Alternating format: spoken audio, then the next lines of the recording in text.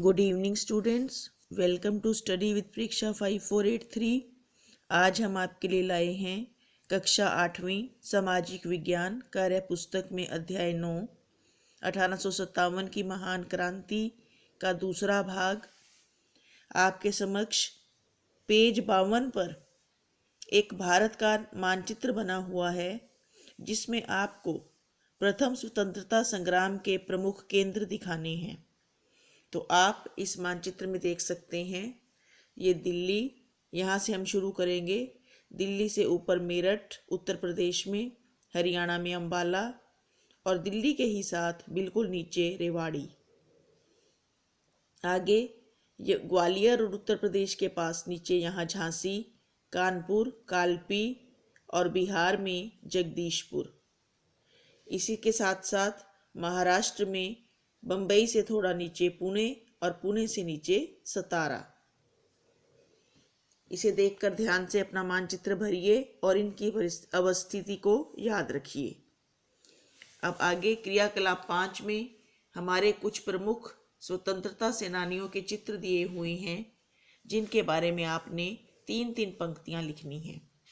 सबसे पहला चित्र मंगल पांडे का है। ये प्रथम भारतीय स्वतंत्रता संग्राम के प्रथम शहीद थे। इन्होंने ही सर्वप्रथम चर्बी वाले कारतूसों का प्रयोग करने से इनकार कर दिया था। 8 अप्रैल 1857 को इन्हें फांसी की सजा दे दी गई।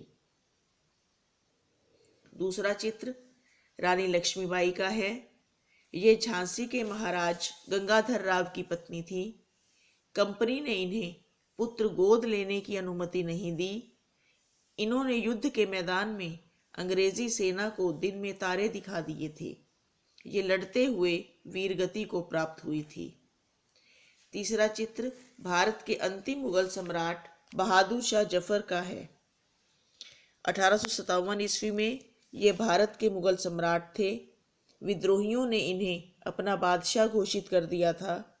अंग्रेजों ने इन्हें हराकर लाल किले पर कब्जा कर लिया व इन्हें देश निकाला देकर रंगून भेज दिया था। पेशवा बाजीराव द्वितीय के दत्तक पुत्र थे। इन्होंने जून 1857 ईस्वी में स्वयं को पेशवा घोषित कर दिया। ये अंग्रेजों के साथ युद्ध में पराजित हुए और नेपाल की ओर चले गए थे।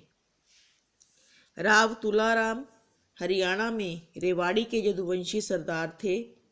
प्रथम स्वतंत्रता संग्राम में इन्होंने सक्रिय भाग लिया। ये 1 माह तक अंग्रेजों से युद्ध करते रहे। इन्होंने नसीबपुर नारनौल के मैदान में युद्ध लड़ा और अंग्रेज अफसरों को मार डाला। राजा कुंवर सिंह का संबंध बिहार के जगदीशपुर से था। इन्होंने 80 वर्ष की आयु में अंग्रेजों के खिलाफ सेना का नेतृत्व किया। वे छापामार युद्ध कला में निपुण थे। वीर सावरकर विनायक दामोदर सावरकर का जन्म नासिक के एक गांव में 28 मई 1883 ईस्वी को हुआ था। इन्होंने एक पुस्तक लिखी थी, जिसमें उन्होंने ब्रिटिश सरकार के विरुद्ध इस लड़ाई को भारत की आज़ादी की पहली लड़ाई का नाम दिया था।